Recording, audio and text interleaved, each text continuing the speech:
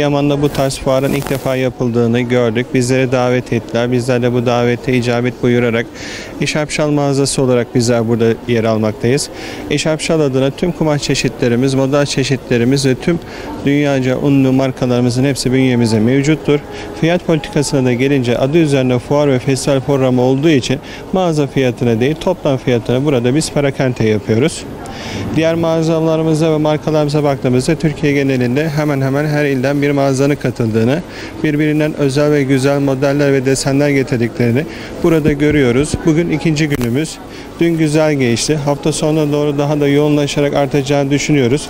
Adıyaman'ın bu festivale sahip çıktığı gibi de değerlendireceğini de ve devamını sağlaması için de gereken ilgiyi, alakayı göstereceğini düşünüyoruz. Tesettür giyim Türkiye'de de son zamanlarda artık modası oluşan, trendleşen, ilgisi, alakası ve modeli oluşturan bir tesettür dünyası oluşuyor. Şu anda bu fuar adı üzerine tesettür giyim fuarı olduğu için hemen hemen tesettür adına her şey bulunabileceği, hem orijinal ürünlerin hem birbirine güzel ve özel desenler hem de çok ucuz fiyata tesettür sever insanların burayı değerlendirebilir, buraya sahip çıkabilir.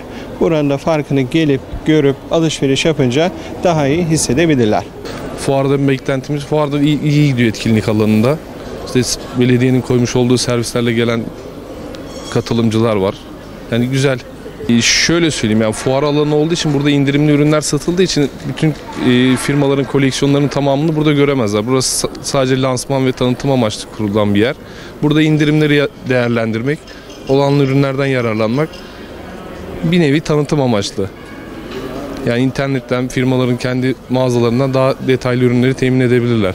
Tabii var yani bizim mesela internet veya Instagram sayfalarımızı takip ederseler çeşitlerimizi görebilirler. Burası fuar festival alanı olduğu için tek fiyatlı ürünler burada bulunmaktadır. Onlardan da fırsatları değerlendirmelerini tavsiye ederim kendilerine. Mütedeyyin kesim olarak tesettür yönelik bir fuar alanına geldik. Ama maalesef özellikle kız çocuklarına yönelik istenilen düzeyde bir giyim şeyi yok.